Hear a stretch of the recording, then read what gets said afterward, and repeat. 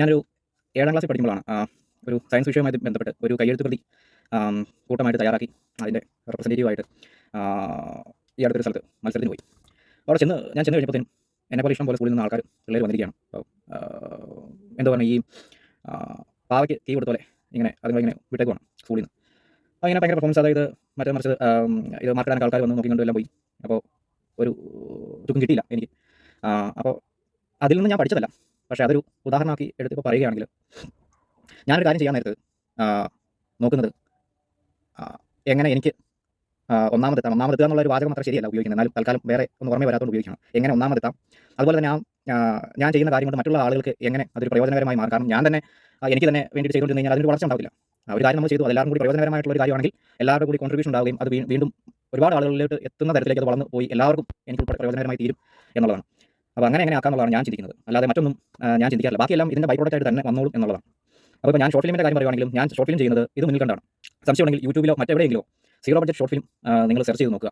കുറച്ച് വരട്ട് ഫിലോസഫിക്കലായിട്ടുള്ള സാധനം, ഈ ജലം പാഴാക്കരുത്, വൈദ്യുതി പാഴാക്കരുത്, അതുപോലെ തന്നെ എന്താ പറയുക, അങ്ങനെ ശുചിത്വം പാലിക്കുക, ഇങ്ങനെയുള്ള കുറേ ഐറ്റങ്ങൾ പ്രധാനമായിട്ട് 2 സൈസ് സാധനങ്ങളേ ഉള്ളൂ കാണാവുള്ളൂ. അല്ലെങ്കിൽ ഏതെങ്കിലും സിനിമയിൽ നിന്ന് കോപ്പി അടിച്ചാൽ, അതില്ലെങ്കിൽ അതിനെ റീമേഡ് ചെയ്തിരിക്കുന്ന സിനിമ സീൻസിനെ റീക്രിയേറ്റ് ചെയ്തിരിക്കുന്ന പോലെയുള്ള സംഭവങ്ങൾ അത്രയൊക്കെ ഉള്ളൂ. അതിനൊന്നും ഒരു ഭാഗ്യമൊന്നുമില്ല എന്ന് ഞാൻ പറയാൻ കാരണം എന്ന് പറഞ്ഞു കഴിഞ്ഞാൽ, ഇങ്ങനെ മുട്ടേണ്ട അടുത്ത് മുട്ടാൻ നേരത്ത് മുട്ടിടിക്കും അത്ര സാധനങ്ങളൊക്കെ ഉണ്ടാക്കി വെച്ചുകൊണ്ട് പോയി കഴിഞ്ഞാൽ. അപ്പോൾ എന്നെ സംബന്ധിച്ച് ഞാൻ ഷോർട്ട് ഫിലിം ചെയ്ത് കഴിയുമ്പോൾ അത്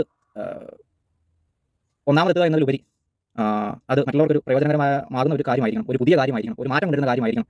എൻ്റെ കഴിവ് എന്ന് എനിക്ക് പറയാവുന്ന സാധനം അതൊരു മാറ്റത്തിന് വഴി തെളിക്കണം, അല്ലെങ്കിൽ ഒരു പുതിയ കാര്യമായിരിക്കണം അങ്ങനെയൊക്കെയാണ് ഞാൻ ചിന്തിക്കുന്നത്. എന്നാലേ ഉള്ളൂ എൻ്റെ ഭാവിക്ക് നിലനിൽപ്പുള്ളൂ.